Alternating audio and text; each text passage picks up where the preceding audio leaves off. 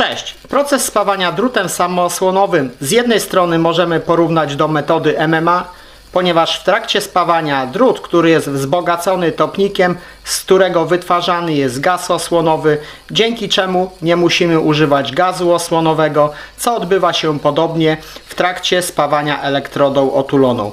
A z drugiej strony musimy posiadać urządzenie spawalnicze, które nazywane jest potocznie migomatem, dzięki czemu ten proces ma cechy wspólne z metodą MIG lub MAG, przy czym należy pamiętać, aby te urządzenie miało opcję spawania na ujemnej polaryzacji na elektrodzie, mówiąc inaczej, kabel masowy powinniśmy podpiąć do gniazda plus. Spoiny wykonane drutem samoosłonowym ze względu na okopcenie materiału w trakcie spawania, jak również charakterystyczny żużel, którym są pokryte, dzięki czemu przypominają mi bardziej te, które są wykonane metodą MMA niż na przykład MAG.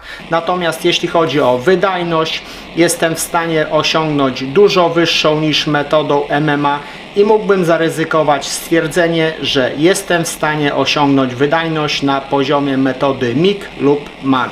Szczerze mówiąc, jestem ciekaw, co się stanie, gdy doprowadzę ekstra gaz osłonowy do jeziorka. I można byłoby tą kombinację nazwać, że będę spawał na podwójnej osłonie gazowej. Drut samoosłonowy z topnika wytwarza gaz osłonowy, który powinien być wystarczającą osłoną dla jeziorka w trakcie spawania. Wydaje mi się, że doprowadzenie dodatkowej dawki gazu osłonowego raczej nie wpłynie na wyższą jakość spoin pod kątem wytrzymałościowym, ale w tej konkretnej sytuacji przypuszczam, że może mieć jakiś wpływ na przykład na jakość wizualną spoin.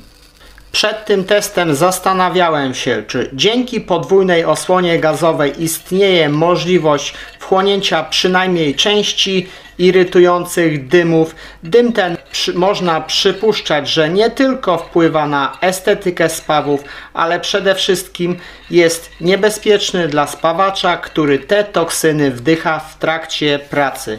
Zauważyłem troszeczkę niższą emisję dymów. Dodatkowo mam wrażenie, że żużel, którym pokryta jest spoina, ustępuje z mniejszym oporem w porównaniu do spoiny wykonanej w standardowy sposób.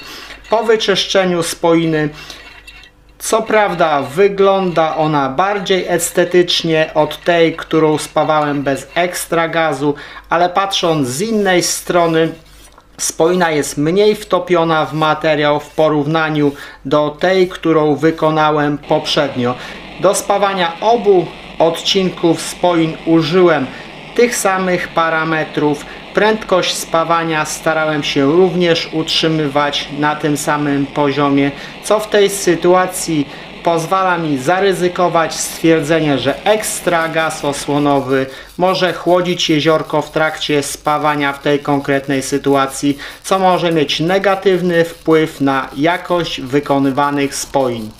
Idąc krok dalej, wykonam odcinek spoiny na dodatniej polaryzacji na elektrodzie, co obawiam się, że będzie poradnikiem, jak nie spawać drutem samoosłonowym, ponieważ informacje, które umieścił producent tego towaru na opakowaniu, że będzie miało to negatywny wpływ na jakość wykonywanych spoin. Odczuwam wrażenie, że skroplone spoiwo nie wtapia się w spawany materiał. Z mojego punktu widzenia odbywa się to na zasadzie rozpryskiwania się budulca po spawanym materiale w formie kropel, a nie formowania się spoiny, co jest potwierdzeniem wytycznych producenta, że specyfika tego konkretnego topnika w drucie wspomaga prawidłowo transport roztopionego spoiwa na ujemnej polaryzacji na elektrodzie, czyli masę podpinamy do gniazda plus.